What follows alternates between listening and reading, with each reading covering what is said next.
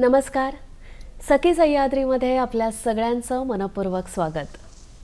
मैत्रिणींनो, आपल्या या लाडक्या कार्यक्रमातून आपण अनेक कर्तृत्ववान महिलांना भेटत असतो. त्यांचे प्रेरक विचार आपल्यावर अनुकूल असा परिणाम करत असतात. महिला आता प्रत्येक क्षेत्रामध्ये आघाडीवर आहेत. अहो, जी महिला, जी स्त्री आपलं घर सांभाळू शकते, आपलं कुटुंब सांभाळू शकते, तर ती कुठलंही क्षेत्र गाजवू शकते.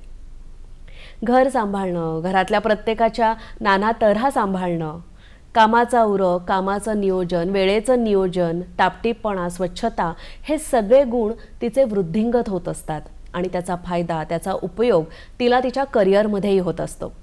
आणि अशी स्त्री जेव्हा समाजकारणात प्रवेश करते तेव्हा त्या समाजाचा कायापालट झाल्याशिवाय राहत नाही. अशीच एक सखी आज आपल्या इथे उपस्थित आहे, स्नेहलताई दगडे. ताई नमस्कार. माझ्या सर्व मैत्रिणींना नमस्कार.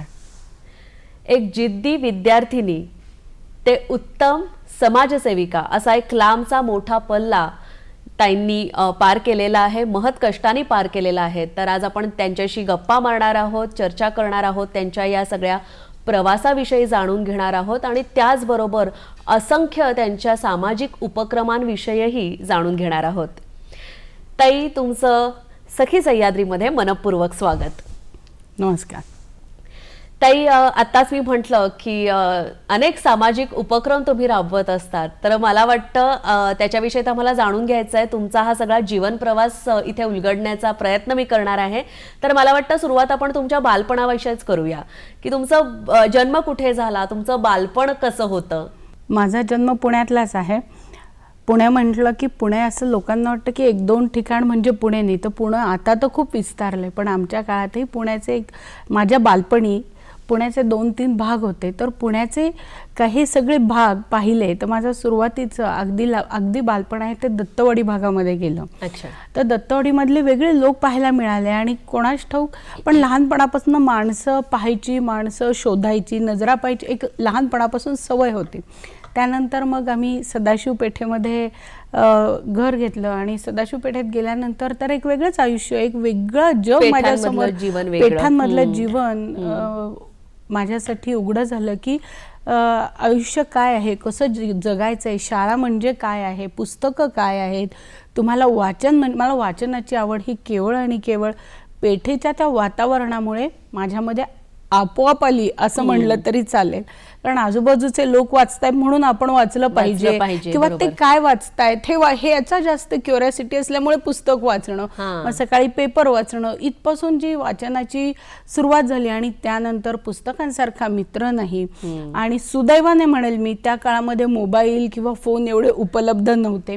एखादा फोन असायचा आणि मग त्या आमच्या बिल्डिंगमध्ये केवळ 2 फोन होते आणि पूर्वी खाली दुकानातच होता, खाली फोन PCO एका दुकानात फोन होता आणि तिथे फोन आला की मग ते काकांना आधी एकतर त्यांचा नियम होता, हॅलोच्या ऐवजी ते हरिहरी म्हणायला सांगायचे. म्हणजे ही बालपणाची खूप सुंदर आठवणी असतात. त्यापैकी एक आहे की हरिहरी म्हणलं की मग अच्छा ठीक आहे, मग ते फोन देतो, 1 मिनिट फोन ठेवणार आणि मग सोसायटीत येऊन आवाज देणार, अहो तुमचा फोन आला आहे. मग आलो, मग तेवढा 5 मिनिटं. पण त्या काळामध्ये तेवढा आमच्या सगळ्यांमध्ये प्रेम होतं किंवा संवाद होत होता.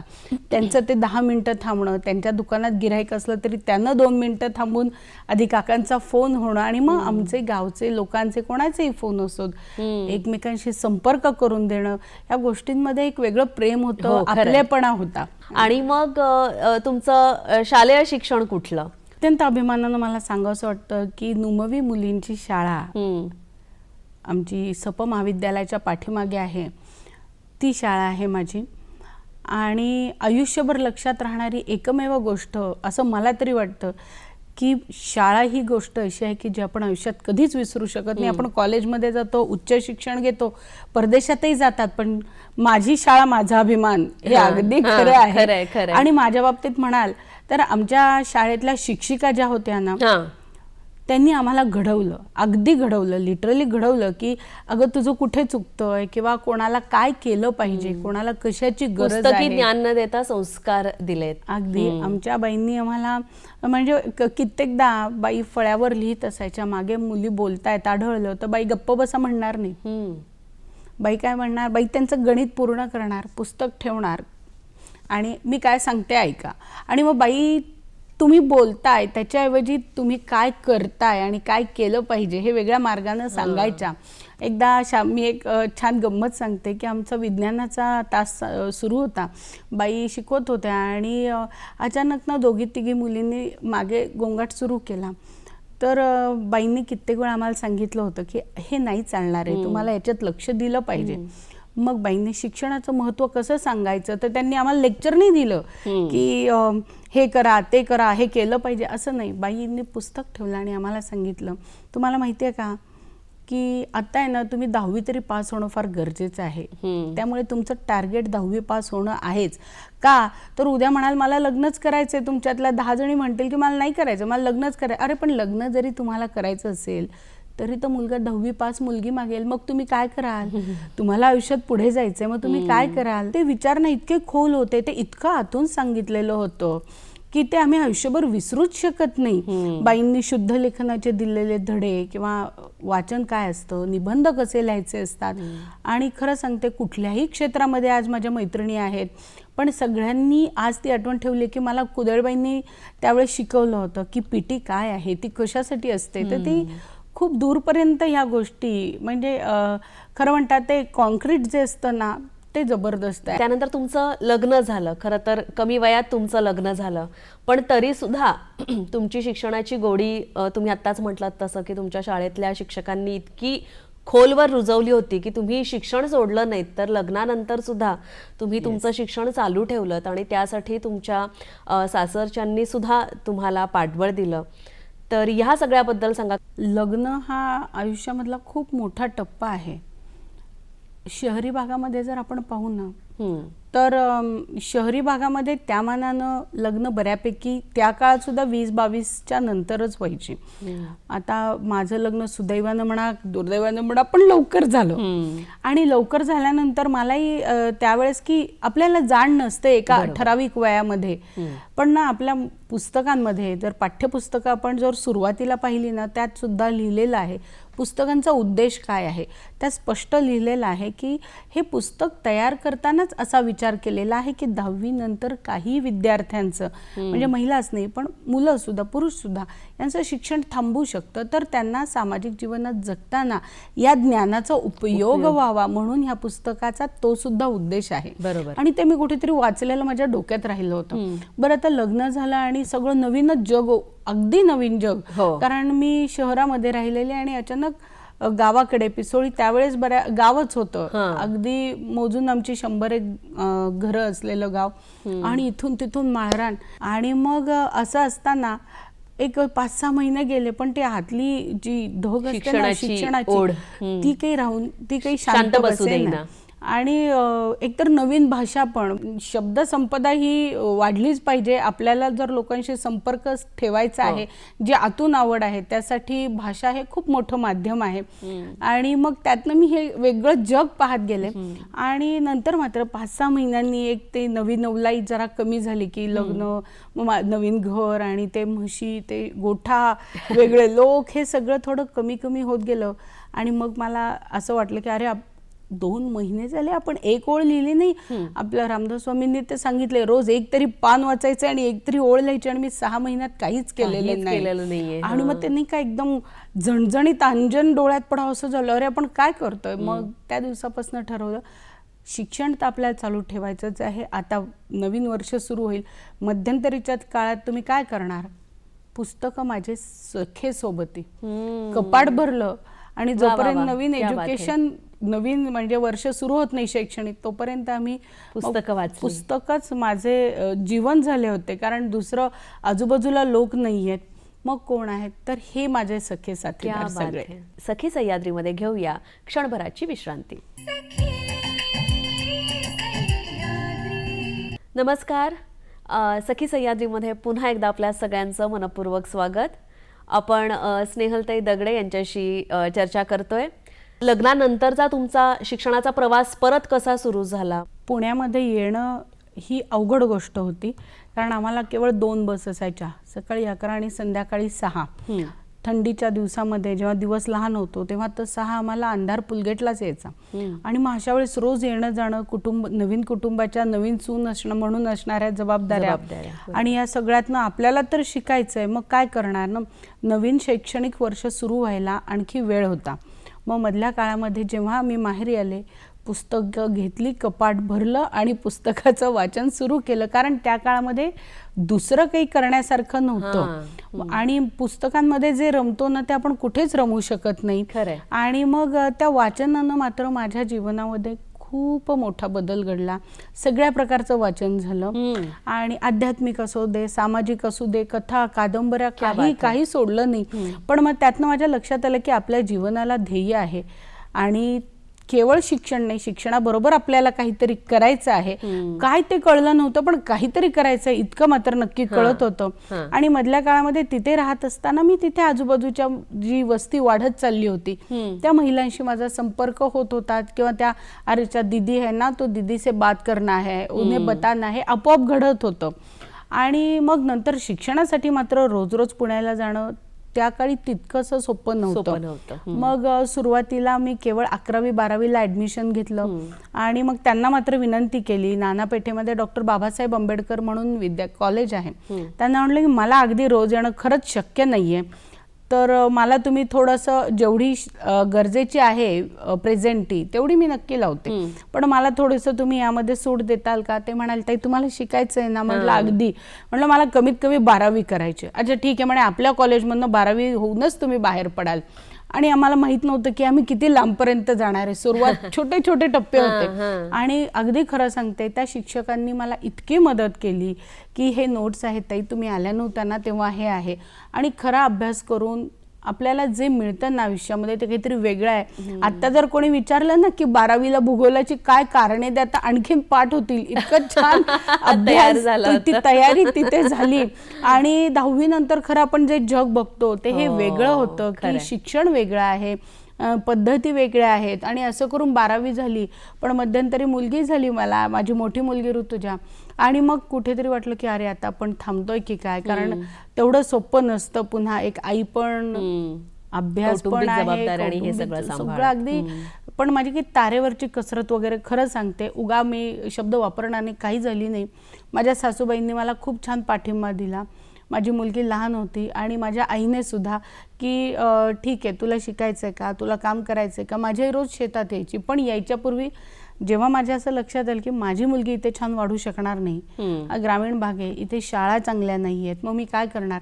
मी माझी मुलगी 4 वर्षाची झाली आणि आईकडे नेऊन ठेवली.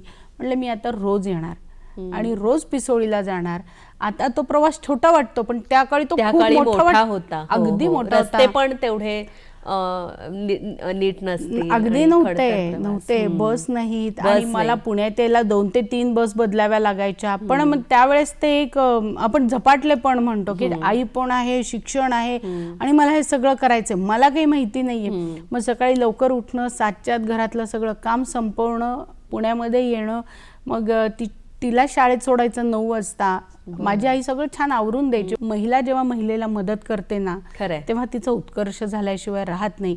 मग ती महिला आई असो, मैत्रीण असो, बहीण असो, नणंद असो, भाऊजय असो, कुठलंही नातं असो, सहकार्यानं आपण एकमेकींना सपोर्ट करत पुढे जातो, तेव्हाच आपण जे महिला सबलीकरण, महिला सक्षमीकरण म्हणतो ते कुठेतरी घडू शकतं.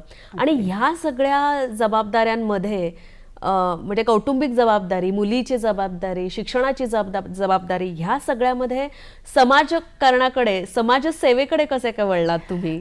काय झालं, माझं 12वी झाल्यानंतर शिक्षण तर पूर्ण ठेवायचं आहे, ग्रॅज्युएशन झालं, MA इकॉनॉमिक्स करायचं आहे आणि आंबेडकर कॉलेजमध्ये सांगितलं ताई ह्याच्या पुढे काही करता येणार नाही. म्हटलं का, तर म्हणे आपल्या कॉलेजमध्ये इकॉनॉमिक्स स्पेशल नाही आहे. बरं. मग सप महाविद्यालयामध्ये जे माझं अगदी आवडीचं लहानपणीचं स्वप्न होतं की मोठी झाल्यावर मी पण कॉलेजमध्ये जाणार आपण तर मी त्या कॉलेजमध्ये गेले आणि तिथे सांगितलं की अहो मला ना असं ॲडमिशन वगैरे घ्यायचं आहे. ते म्हटलं ॲडमिशन फुल आहे. पण ते खरंच सांगते की सपोर्टिव्ह लोक कसे असतात, फक्त आपण 2 गोष्टी मी अगदी सांगते, आपण बोलल्या पाहिजेत, बोललं तर पुढून उत्तर मिळतं.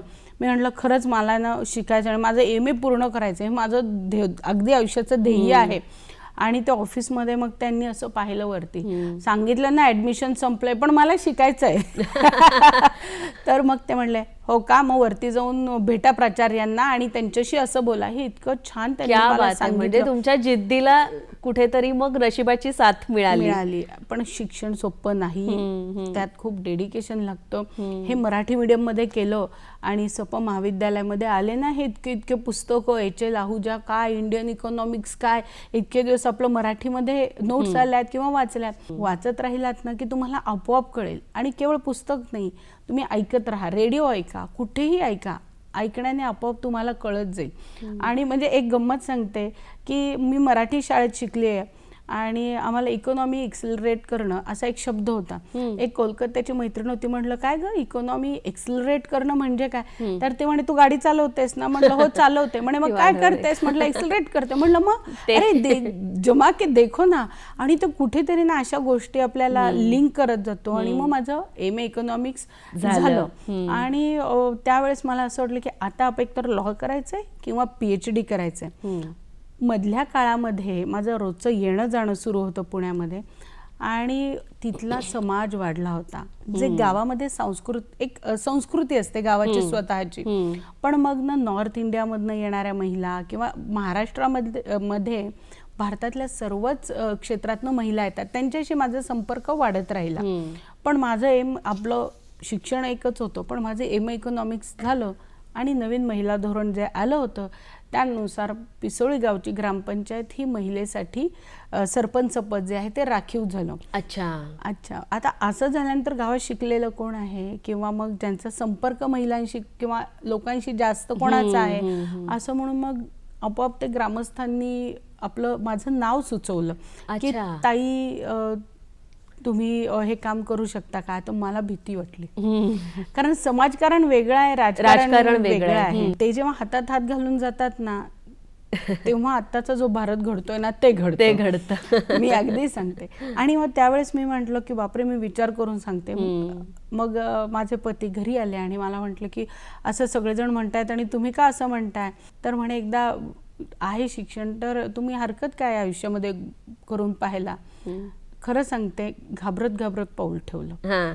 समाजकारण करणं खूप सोपं आहे. मला ते सोपं होतं की अच्छा ताई असं आहे का, थांबा मी येते, कोण त्रास देते तुम्हाला मी पाहते. पण ज्यावेळेस तुम्ही खुर्चीवर बसता ना, फक्त ती खुर्ची डोक्यात नाही जाऊन द्यायची, खुर्चीवर पाय जमिनीवर ठेवून मग विचार केला की आता जर हे आले तर हे डिस्टिंक्शन मध्ये पार पडलं पाहिजे. आणि मग त्यामध्ये मी जे आले तर ते मी त्या प्रवाहातच राहिले. क्षणभराची सखी सह्याद्रीमध्ये विश्रांती घेतोय.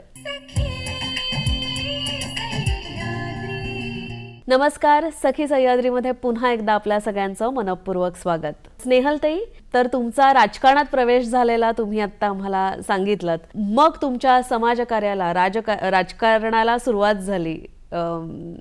तुमच्या पिसोळी गावामध्ये तुम्ही खूप वेगवेगळ्या योजना राबवल्या, खूप वेगवेगळे उपक्रम राबवले. तर ह्या सगळ्याबद्दल आम्हाला आता थोडक्यात जाणून घ्यायचंय. खरं तर थोडक्यातच म्हणायला पाहिजे, कारण इतक्या वर्षांचा हा तुमचा खडतर प्रवास आहे. तर त्या योजनांविषयी, उपक्रमांविषयी काय सांगाल. पिसोळी गावामध्ये आम्ही आधी विकास कसा झाला पाहिजे याचं एक धोरण ठेवलेलं की पिसोळीची जे आपण पुण्यामध्ये धनकवडी आहे किंवा हे जे एरिया आहेत, असं कधी झालं नाही पाहिजेत. रस्ते मोठे असले पाहिजेत आपल्या गावचे, गावामध्ये पाणी असलं पाहिजे, लाईट सगळीकडे असलं पाहिजे. गावामध्ये आता शहरीकरण होऊ लागलेलं, काही गृहसंकुल आपल्याकडे आलेली आहेत, त्यांच्या समस्या वेगळ्या आहेत, गावची संस्कृती वेगळी आहे, कामगार जे इतर राज्यातून आले ते वेगळे आहेत आणि त्यांचं राहणीमान वेगळं आहे, सोसायटीमध्ये राहणाऱ्या लोकांचं वेगळं आहे आणि हे सगळ्याचं क्लॅश व्हायला लागले की गावात सकाळी मंदिरामध्ये जर पूर्वीपासनं 5 वाजता आपल्या इथे लाऊडस्पीकर लागणार आणि मग सगळ्या गावाला अभि 6-7 पर्यंत ती गाणी चालणार आणि मग आरती होणार, ही गावची पद्धत झाली. पण आता IT मध्ये काम करणाऱ्या लोकांना हे नको आहे, ते 5 वाजता झोपता येतो, मग त्यांची कंप्लेंट आली, ताई आम्हाला झोपायचं आणि तुमच्या गावात तर स्पीकर चालू राहतात. मग त्याच्यावर आम्ही एक असा सुवर्णमध्य काढला की बाबा काकड्या आरतीला आम्ही चालू ठेवू, 5च्या ऐवजी 6 वाजता सुरू करू, किंवा मग हळूहळू करत आता केवळ आरती लागते किंवा आरतीच्या आधी अर्धा तास गाणी लागतात जी भक्तिगीतं असतात.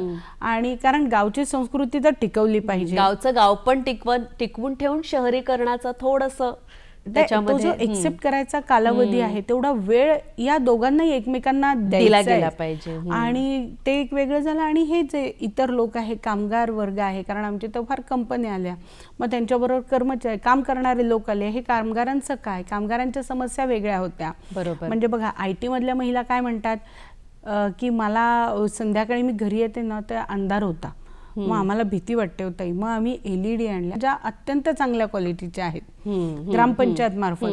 मग त्यांच्याशी बोलणं की बाबा असं असं आहे. तर ह्या ज्या गोष्टी आहे ना यातनं मी खूप शिकत गेली की अरे पुस्तकांपेक्षा वेगळं पण जग आहे, हे रिअल जग फार वेगळं आहे. मग टेंडरिंग करणं काय आहे, मग ते माझ्या नावानं का झालं पाहिजे, मी सरपंच आहे, हे आम्हाला शिकवलं. आणि जिल्हा परिषद जी आहे ती हे असे क्लास घेते, तुमचे वर्ग घेते, पण त्या वर्गाला सगळ्या महिला दुर्दैवानं उपस्थित राहत नाहीत. आणि मग ज्ञानच नाही तर तुम्ही काम कसं करणार, केवळ रिझर्वेशनने तुम्ही सरपंच होऊ शकत नाही. आणि मग याच्यावरती असा एक गोष्ट घडली की एक कायदा आहे की तुमचे निर्णय तुम्हीच घ्यायचे, ह्यांना विचारून सांगतेवाल्यांना परमिशन नाही.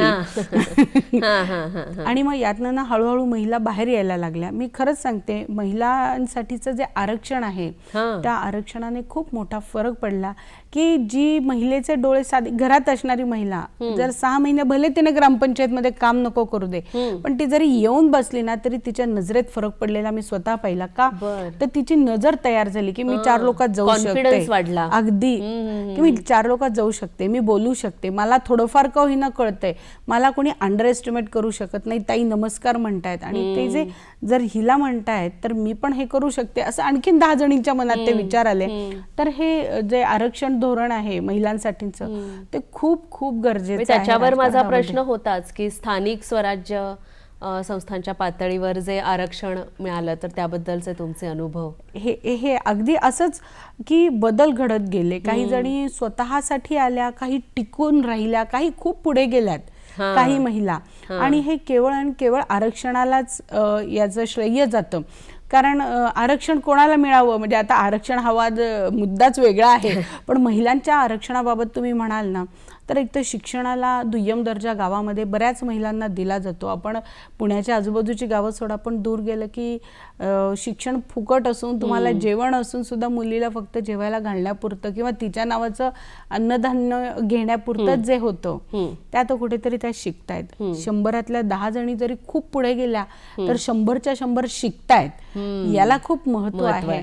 आणि मग या राजकारणामध्ये जेव्हा आरक्षण आलं तेव्हा याच्यातल्या 100तल्या 50 जणी इलिजिबल सापडल्या, कारण तिचं शिक्षण आहे, ती पुढे जाऊ शकते आणि तिला वाचता येते, तिला लिहिता येते, तिला बोलता यायला लागलं, ते या आरक्षणामुळे येऊ लागलं. मग ग्रामपंचायत काय आहे, जिल्हा परिषद काय आहे, तिथे जाऊन कामं कशी करायची, माझ्या महिलांची भाषा वेगळी असेल पण काम करायची जिद्द आणि धडाडी तुम्हाला सरपंचांमध्ये अगदी नक्की मला इतका फरक जाणवला की अरे 2 वर्षापूर्वी तर या बाई बोलायला घाबरत होत्या, पदर असं ओढून थांबत होत्या, एकदम कॉन्फिडन्स आला समोर येऊन व्हिडिओना का माझं काम होत नाही, माझ्या गावामध्ये हे फंड का टाकत नाही, बरं हे लो BLO असून आमच्या इथे का मिळालं नाहीये, माझ्या गावाकडे का दुर्लक्ष होतंय. हे अगदी आरक्षणामुळेही घडलं. आणि कुठेतरी सर्वांच्याच घरच्यांचा पाठिंबा, मी अगदी म्हणेल मुलं असं, तो असल्याशिवाय हे घडणं शक्य नाही.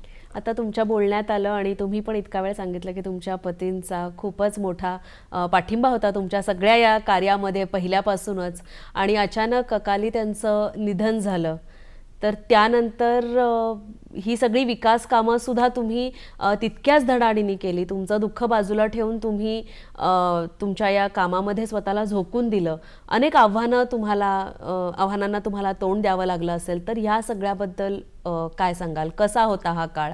माझं लग्न लवकर झालं, त्यामुळे अगदी हाताला धरून शिकवल्यासारखं प्रत्येक गोष्ट यांनी शिकवली होती. गाडी चालवणं असो, शिक्षणाला बरेचदा कॉलेजला सोडायला येणं असो. आणि हे अचानक गेल्यामुळे त्यानंतर काय झालं की मला दिशाहीन झाल्यासारखं झालं काही काळापुरतं, की आता मी काय करणार. माझ्या जोडीदार नाही म्हणजे फार अवघड असतं. मग अशा वेळेस काय करायचं, तर मी ठरवलं एकतर आपल्याला ध्येय आहेत, हे गेलेत तरी मला काही कामं समोर ठेवून गेलेले आहेत. आपला मुलगा लहान आहे, 2 मुलं आहेत मला आणखी, तर यांचं शिक्षण आहे. आणि हे सगळं पुढे नेत असताना मला माझ्या कुटुंबानं तो जो सुरुवातीचा काळ असतो, 2-3 महिने, माझ्या नंदा असो, बहिणी असो, आई वडील, हे सगळे पाठीशी इतके खमक्यापणाने उभे राहिले ना, की माझ्या नंदांनी मला सांगितलं, तुम्हाला वहिनी बाहेर पडावं लागेल, तरच आपलं घर आणि तुमची मुलं पुढे जाणार आहेत. आणि ते कुठेतरी तुम्हाला त्या मदतीची त्या काळामध्ये खूप मोठी गरज असते. कारण तुमचं भावविश्व एकतर हल्लेलं असतं, तुम्हाला ठाऊक नाहीये पुढे काय करायचंय, आणि तो सपोर्ट फार गरजेचा असतो. कोणी बोलून देतं, कोणी न बोलता तुम्हाला सपोर्ट करत असतो. आणि मग मी इतक्या काळामध्ये ज्या जोडलेल्या मैत्रिणी होत्या त्या दुरून दुरून येत होत्या, ताई मला माहितीये की तू उभी राहू शकतेस.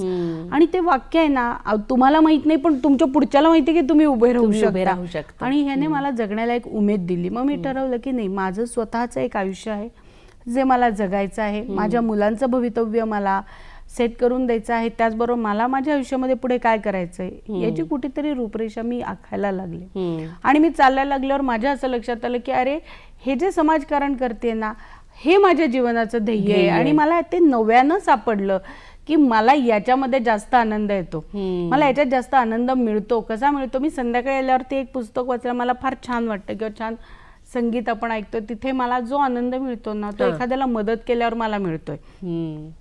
आणि मग मी तिथे ठरवलं की ही वेळ मला द्यायची आहे, आणि आत्ता मला याच्यामध्येच उभं राहायचं आहे. जसं जमेल, जेवढं जमेल तेवढं मी काम करेल.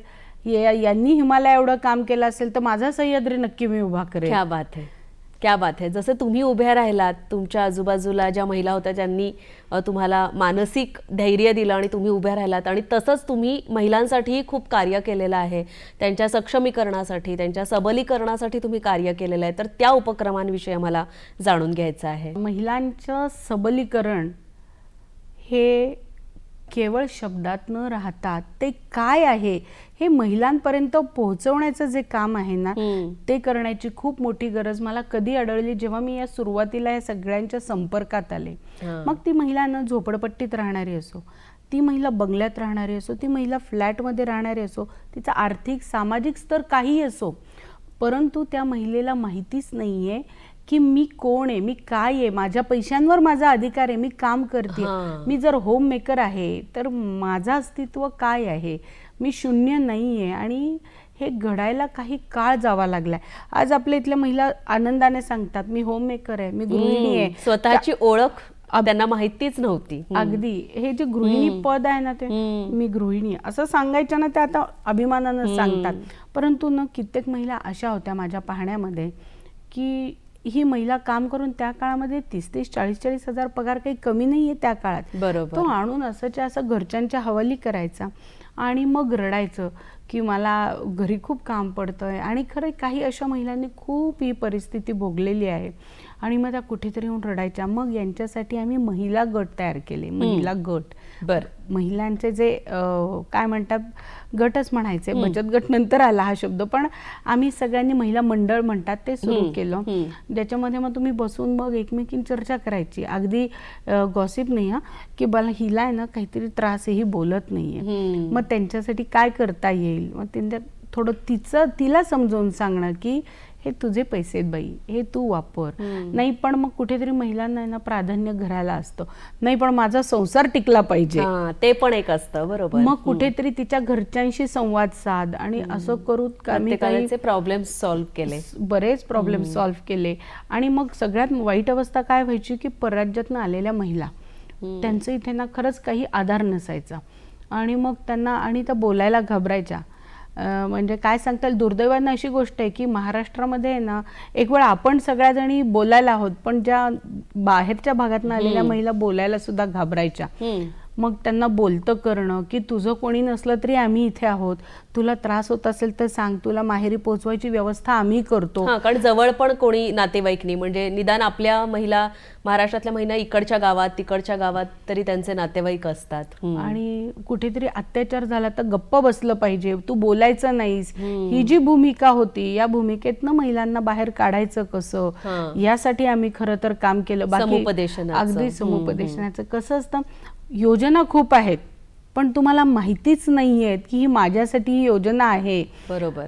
जर सरकारच्या, तर त्या आणणं, त्यांना फायदे मिळवून देणं, त्यांना पोस्टाची खाती उघडून देणं, ही कामं आम्हाला करावी लागली. दिसायला बेसिक आहे, हो, पण खूप महत्वाची आहेत प्रत्येकासाठी. त्यानंतर आम्ही ना बचत गटांची जेव्हा मोहीम किंवा चळवळ सुरू झाली ना, की बचत गट स्थापन करायचे आणि नवीन आले की आपण त्याच्यावर उड्या मारतो, आमच्या इथल्या सगळ्या महिलांनी सुरू केले.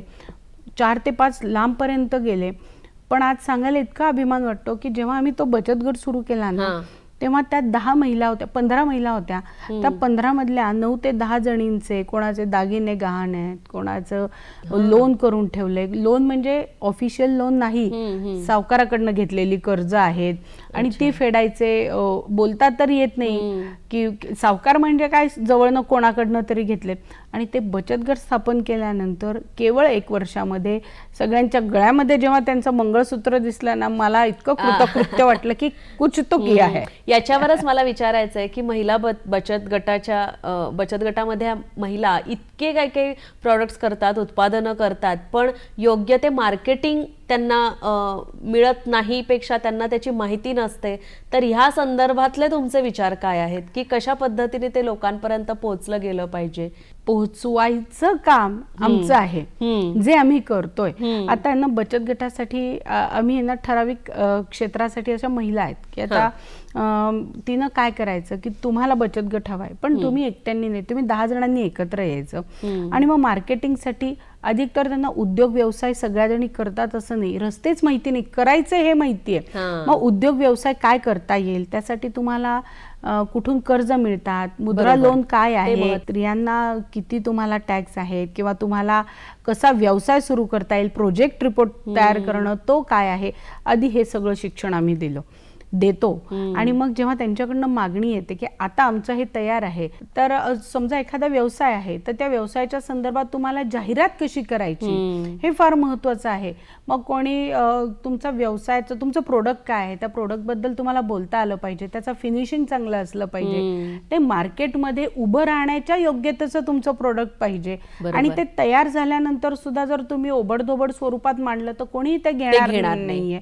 मोठ्या कंपन्या असतात, त्या काय करतात याचा अभ्यास तुम्ही केला पाहिजे. मग त्याचं प्रेझेंटेशन कसं हवंय आपल्याला, किंवा याचा अभ्यास त्यांना दिला जातो. आणि यानंतर तुम्हाला JM पोर्टल आहे, सेंट्रल गव्हर्नमेंटचं आहे, मग त्या JM पोर्टलवरती तुम्ही प्रोडक्ट कसं विकायला ठेवू शकता. इतर ज्या कंपन्या आहेत त्यांच्यामध्ये सुद्धा, ज्या ऑनलाईन कंपन्या असतात, की कसं प्रोडक्ट विकतात. मला वाटतं नगरच्या भागामध्ये कुठेतरी या महिलांनी, बचत गटाच्याच आहे, म्हणजे माझ्या वाचनात आल्यावर मी त्यांना दाखवलं की त्यांनी गोधडी तयार करायचं आणि आज ती गोधडी परदेशात आवडीने घेतात, जी आपण आईची माईची घरच्या घरी पूर्वी केली जायची ती गोधडी आता त्या महिला शिवतात जुन्या पद्धतीने. त्याचा एक बिझनेस बनू शकतो आणि खूप छान व्यवसाय आहे तो. आणि त्या गोधड्या आता सिंगापूर, मलेशिया अशा ठिकाणी जातात, बाहेर देशात अगदी जातात आणि आवडीने घेतल्या जातात. इंडियन काहीतरी नाव दिले त्याचं, हे मार्केटिंग, इतकं मार्केटिंग स्किल म्हणू शकतो त्याला. तर ते त्यांना आपण शिकवतो की JM पोर्टल काय आहे, त्याच्यावर तुमचं प्रोडक्ट कसं ठेवायचं. या गोष्टी बचत गटातनं खरं तर घडतायत, पण त्याला थोडा आता वेळ लागेल. म्हणजे काय म्हणतात, तळागाळापर्यंत ही माहिती पोहोचायला थोडा वेळ लागणार आहे.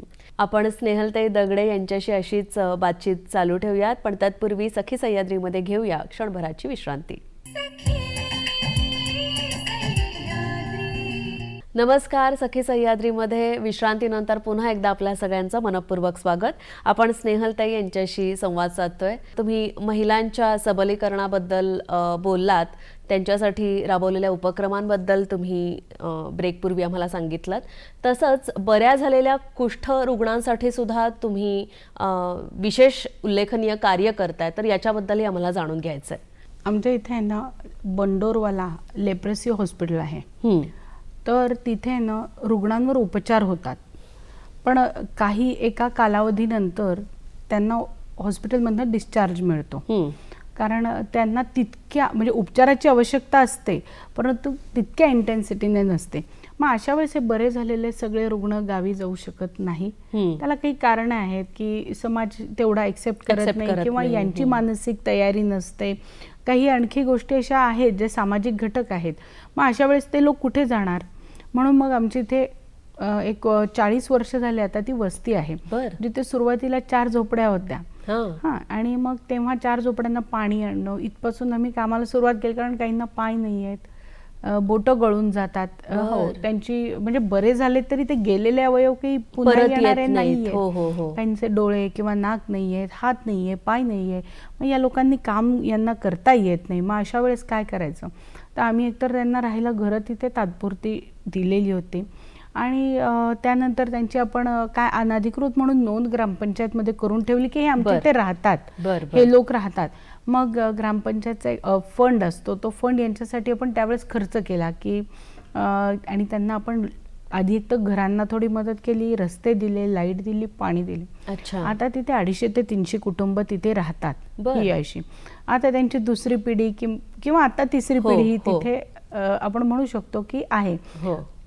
तर यांना मुख्य प्रवाहात आणण्यासाठी आम्हाला खूप कष्ट करावे लागतात. एकतर त्यांना महिन्याला आपल्याला काही खर्च असतात, ज्यांचं म्हणजे बँडेज करणं आहे, जखमांचं करावं लागतं दर महिन्याला. आणि तो खर्च खूप मोठा असतो जे या लोकांना परवडत नाही. बरं, यांना कुठे कामालाही चटकीने जाता येत नाही आणि ते काम करणं काहींना शक्य नाही. आणि ज्यांना शक्य आहे त्यांना एक्सेप्ट केला जात नाही. पटकन काम मिळेलच याची खात्री नाही. मग काही गृहोद्योग महिलांनी सुरू केलेले आहेत. काही जवळपासच्या कंपन्यांमध्ये हे जे ना पाय आहेत चालू शकतात असे लोक जातात. काही वॉचमॅन म्हणून काम करतात. म्हणजे आर्थिक नियोजन झालेलं आहे. जवळ बंडोरवाल्यांनी सुद्धा त्यांना एक कंपनी टाकून दिली होती, तिथे काही जण मिलमध्ये कामाला जातात. असं त्यांच्यासाठी आम्ही काम करत असतो. परंतु कितीही केलं तरी ते काम तोकडं असं पडतं की तुम्ही आर्थिक बाजू सांभाळाल एका मर्यादेपर्यंत, परंतु त्यांना समाजाच्या मुख्य प्रवाहात आणणं फार अवघड असतं. आणि मग त्यावेळेस मला खरं त्यावेळेस कळलं की बाबा त्यांचं काम किती मोठं आहे. खरंय किती मोठं आहे.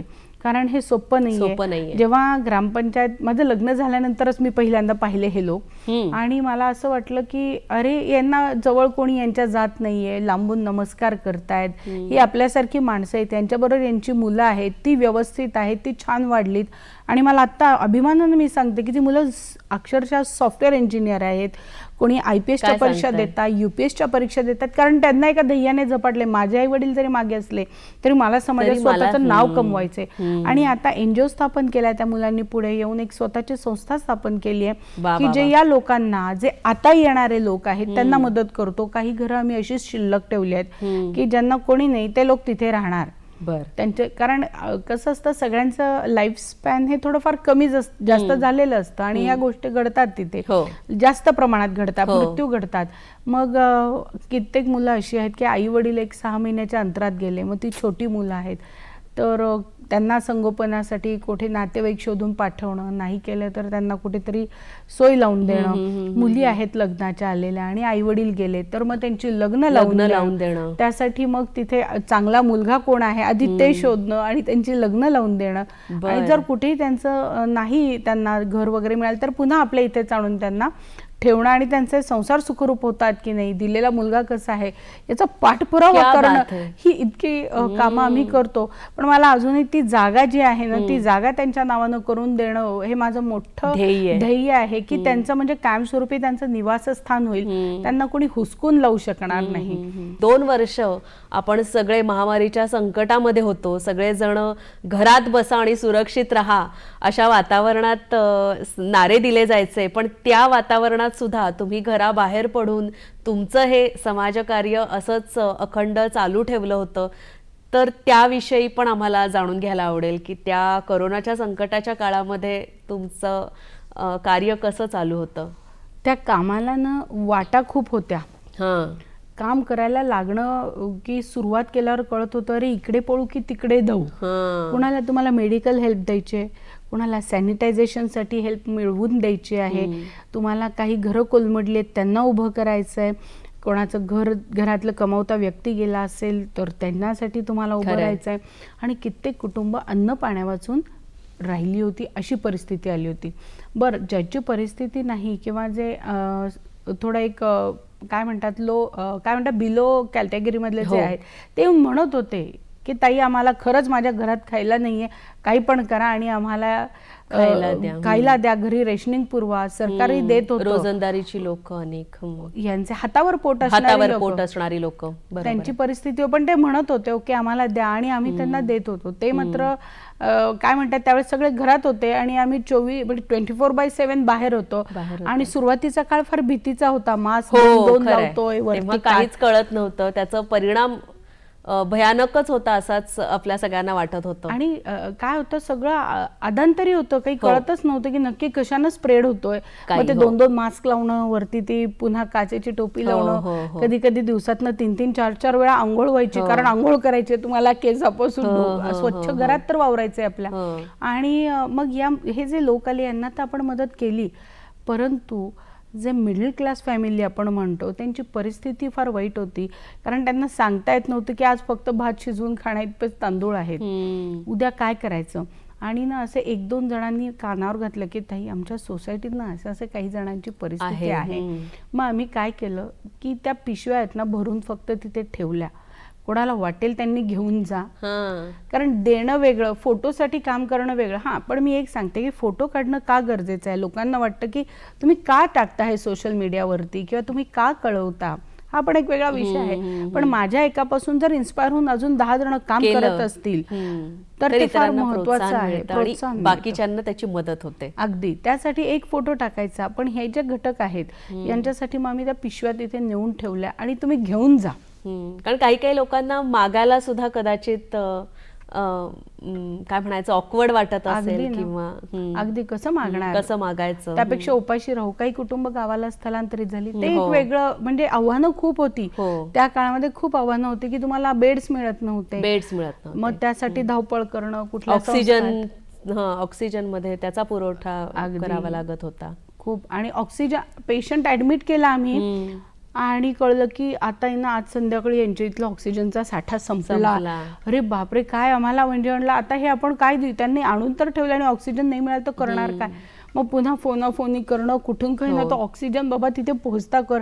त्यावेळेस जीवनाची किंमत कळली. खरंय, जीवन म्हणजे काय आहे ना, त्यावेळेस कळलं की लोकांच्या डोळ्यातली ती भीती की मी जगतोय की मरतोय. आणि त्यानंतर माणसाची ही किंमत कळली.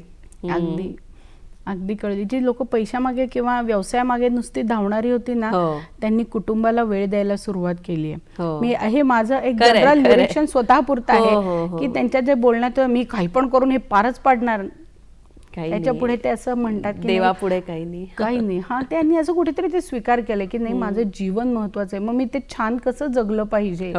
हे काही लोकांच्या वागण्यात खूप फरक पडत गेला. पण तो काळ फार अवघड होता. आणि केवळ त्या सर्वेश्वराच्या काय आपल्या पाठीमागे होतं म्हणून आपण सगळेजण इथे बसलेलो आहोत. स्नेहलताईंशी अशाच आपण गप्पा चालू ठेवूया, पण तत्पूर्वी घेऊया सखी सह्याद्रीमध्ये क्षणभराची विश्रांती. नमस्कार. सखी सह्याद्रीमध्ये पुन्हा एकदा विश्रांतीनंतर आपल्या सगळ्यांचं मनपूर्वक स्वागत. आपण स्नेहलताईंशी गप्पा मारतोय.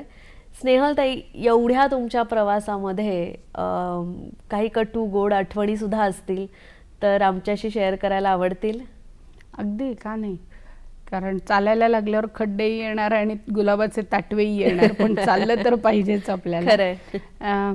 आधी गोड सांगते आठवण. कटू आठवणी अशा खरं आल्या नाहीत माझ्या वाट्याला की ही कटू आठवणी, किंवा किंवा असं असेल की मला ते कळलं नाही हे कटू आहे, आपण सगळं घेऊन पुढे चालायचं, हीच एक कुठेतरी भूमिका असते माझी. एक पुरस्कारांचा एक कार्यक्रम सुरू होता आणि सुधीरजी गाडगीळ आहेत ते मुलाखत घेत होते आणि त्या पुरस्कारांच्या कार्यक्रमामध्ये त्यांनी असं विचारलं की तुम्ही तर तुमच्या सांगितलंय की माझा छंद वाचनाचा आहे, मग त्यांना आपलं असं वाटलं असेल सुरुवातीला की यांनी आपलं दिलंय लिहून वाचनाचा छंद. आणि बरेच माननीय लोक बसले होते स्टेजवर आणि त्यांनी मला प्रश्न विचारला की म्हणे सांगा बरं मग तुमच्या आवडीचं पुस्तक कुठलं आहे आता. आणि मला तर असं वाटलं अहो विचाराच हा प्रश्न तुम्ही. आणि मी उभं राहून सांगितलं की व्यक्ती आणि वल्ली ज्या पुस्तकानं मला माणसं वाचायला शिकवली, माणसं बघायला शिकवली, ते माझ्या काळजाच्या खूप जवळ असणारं पुस्तक आहे. किंवा आवडता लेखक उगाचच मी पु ल देशपांडे म्हणत नाही, त्यांनी माणसाला वाचता वाचता हसायला शिकवलंय, तर ते माझे आवडते लेखक आहे. आणि मग हे जेव्हा सांगितलं तेव्हा तिथे खूप साऱ्या टाळ्या झाल्या आणि माझ्या गावीच नव्हतं की हे टाळ्या कशासाठी आहेत, मी आपलं की माझ्या हातलं जे आहे ते मी सांगत होते. आणि ते झाल्यानंतर गाडगीळजी पुन्हा उभे राहिले आणि ते असं म्हणाले की खरं सांगतो ताई, मी हा प्रश्न अशाच कारणासाठी विचारला की लोक उगाच सांगतात म्हणून नाही, पण माणसाला न कोणाकडनं काय घ्यायचं आणि कसं घ्यायचं हे मी एका साध्या भंगारवाल्या महिलेकडनं शिकलो. त्याचं मी त्यांनी खूप छान उदाहरण सांगितलं. अच्छा. की म्हणे मी बादशाहीच्या बाहेर बसलो होतो जेवण करून आणि तिथे भंगारवाल्या महिला रविवारचा बराच माल घेऊन बसल्या होत्या भंगार गोळा करून. आणि त्यावेळेस ना त्या महिलेने असे भंगारचे वेगळे वेगळे भाग केले आणि मग तिनं सांगितलं तिच्या मुलाला की हे इकडे विकायचंय, ते तिकडे नाही. तर मी तिला सहज विचारलं की बाई हे घड्याळ तू का बाजूला काढलं, तर ती म्हणे अमुक तमुक पारशांचं दुकान आहे तर तिथे मला हे जायचं, हे जर इकडे दिलं तर हे 10 रुपयाला जाईल आणि तिकडे एक दिलं तर ते 1000 रुपयाला मिळेल. त्यावेळेस म्हणे मी त्या महिलेकडनं हे शिकलो की कुठली गोष्ट कुठे गेली पाहिजे आणि कोणा माणसाचा काय अभ्यास असतो हे कोणालाही कमी लेखून मला जमणार नाही. आणि हे मी त्यांच्याकडनं शिकलो. मग मी त्यातनं अशी वृत्ती शिकले की सगळ्यांकडनं आपल्याला काहीतरी घेण्यासारखं नक्कीच आहे. आणि हा माझा प्रसंग म्हणजे अगदी हृदयावर कोरला गेलाय की माणूस किती मोठा झाला तरी शिकत राहणं आपल्याला थांबवायचं नाही. ते आपण कोणाकडूनही शिकू शकतो. आणि आपण जे काही घेतलेलं आयुष्यात शिकलेलो आहोत ते कुठे नाही कुठे उपयोगाला येत राहतं. ताई, तुमच्या या सगळ्या प्रवासामध्ये तुमच्या कार्यासाठी तुम्हाला अनेक मानसन्मान पुरस्कार मिळालेले आहेत, तर त्याबद्दलही थोडंसं जाणून घ्यायचं आहे. त्याबद्दल काही आठवणी असतील, काही विशेष पुरस्कार असेल तर त्याबद्दल. पहिला पुरस्कार माणूस कधी विसरत नाही. आयुष्यामध्ये मिळालेला पहिला पुरस्कार आपण कधी विसरत नाही.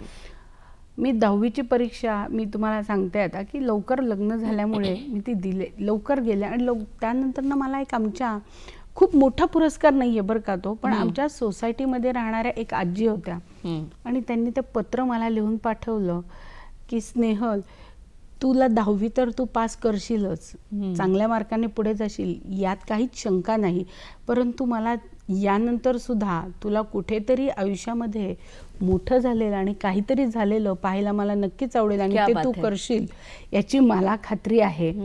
आणि ते पत्र माझ्या इथे आहे.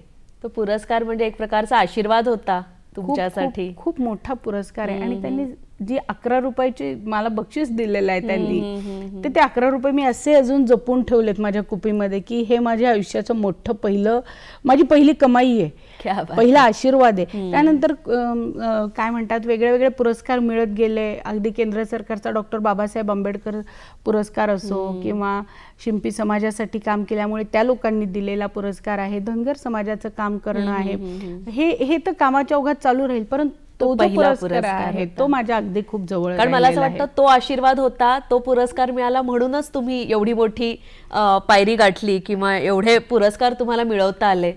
अगदी. आणि एक गंमत सांगते, माझं लग्न मी तुम्हाला 2दा झालं, लवकर झालं, पण माझी एक ओळख अशी झाली की लवकर लग्न झालेली, माझं माहेरचं आडनाव टकले आहे, लवकर लग्न झालेली टकले. आणि ते मला मुलींना भेटल्या की अगो तीच ना लवकर लग्न झालेली टकले, की मी म्हणायचे हो अगं मी तीच. पण आता त्या मुली ज्या म्हणतात ना की अगो स्नेहल मला तुझा अभिमान वाटतो गो, तुला कुठे पाहिलं की, मग मला वाटतं की आपण कुठेतरी योग्य मार्गावर आहोत. तुमच्या योजनांविषयी आम्हाला ऐकायला खूपच आवडलं. उपक्रम तुम्ही सांगितलेत, पण आता भविष्यातल्या तुमच्या या योजनांबद्दल काय सांगाल? विकास हा एका दिवसात घडत नाही, ती खूप मोठी प्रोसेस आहे.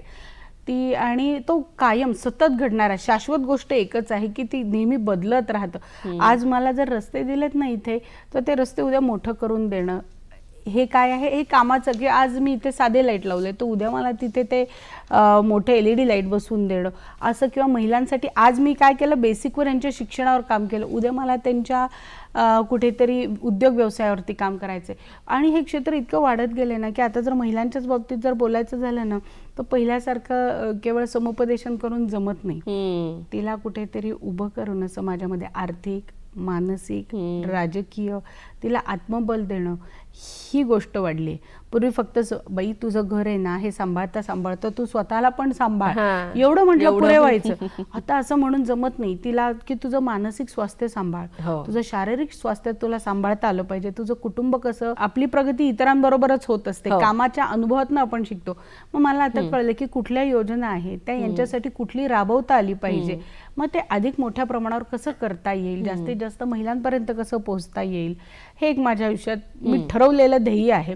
दुसरी गोष्ट की माझा प्रभाग आहे, माझा जो भाग आहे जिथे मी राहते त्या भागामध्ये कसा विकास कामं आणली पाहिजे, ती कशी करायची, कशी करून घ्यायची, हे मी एवढ्या काळामध्ये म्हणजे खरं तर हे गेल्यानंतर ते जास्त काय म्हणतात फोकस्ड राहून मी काम करायला शिकले. की कारण तुम्ही जिथे राहता ना त्या परिसराचं ज्ञान जेवढं महिलांना असतं ना तेवढं कोणाला नसतं. बरोबर आहे, खरं आहे. पायी चालणाऱ्यांना जेवढं रस्त्याची माहिती असते ना गाडीत फिरणाऱ्यांना नसते. महिलांना हे माहिती असतं की त्यांना नस त्यांच्याजवळ असते, त्यांना माहिती असतं की काय केलं पाहिजे.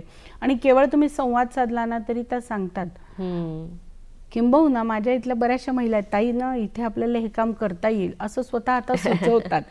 तर मग त्या भागाचा विकास झाला पाहिजे. मागे जे डिजिटल इंडिया म्हणून आलो होतो त्यावेळेस मीच घाबरायचे, डिजिटल इंडिया म्हणतायत पण महिलांना वापरता यायला पाहिजे, हे गावाकडच्या लोकांना वापरता आलं पाहिजे. पण खरं सांगते माझ्याजवळ ते कार्ड उशिरा आले, माझ्या मोबाईलमध्ये ऍप नंतर आले, यांच्याकडे हे ते सगळे ऍप तयार होते. आणि मग म्हणलं अरे एनीबडी कॅन डू धिस. म्हणजे काय म्हणतात की समाजाला चालू घडामोडींबरोबर ठेवणं, अप टू डेट ठेवणं बरोबर माझ्या जो भाग आहे जिथे मी राहते त्याचा विकास करण्यासाठी मला जे काही करता येईल ते कसं करणं, त्याबद्दलचा अभ्यास करणं, ते कसं करणं आणि आणून देणं हे माझं आत्ताचं धोरण आहे. ताई तुमच्या सगळ्या भावी योजना विषयी तुम्हाला खरोखरच आमच्याकडून खूप खूप शुभेच्छा. आणि हे विश्वाची माझे घर असं म्हणत तुम्ही समाजाच्या सगळ्या स्तरांवर सगळ्या लोकांसाठी, सगळ्या वयोगटांसाठी खूप सामाजिक उपक्रम राबवलेले आहेत. आणि तुमच्याशी बोलता बोलता हे जाणवलं की जसं आपण सगळेच जण समाजाचा घटक आहोत आणि समाजाचा आपणही काहीतरी देणं लागतो. त्यामुळे तुमच्याशी बोलताना हे जाणवलं की आपण छोट्या छोट्या प्रमाणावर, जसं तुम्ही म्हणालात की आपण जिथे राहतो त्या आजूबाजूच्या गोष्टींबद्दल आपल्याला माहिती असतं की कुठे काय नाही आहे, कुठे काय आहे. त्यामुळे आपण साधारण आपल्या प्रभागापुरतं, आपल्या भागापुरतं छोट्या छोट्या स्तरावर, छोट्या छोट्या पातळ्यांवर आपण जर सामाजिक उपक्रम राबवले, समाज उपयोगी काही गोष्टी केल्या तर त्याचा नक्कीच आपल्या समाजाला फायदा होईल. ताई तुम्ही इथे आलात आणि आमच्याशी खूप छान संवाद साधलात त्याबद्दल तुमचे सह्याद्रीकडून मनपूर्वक आभार. धन्यवाद.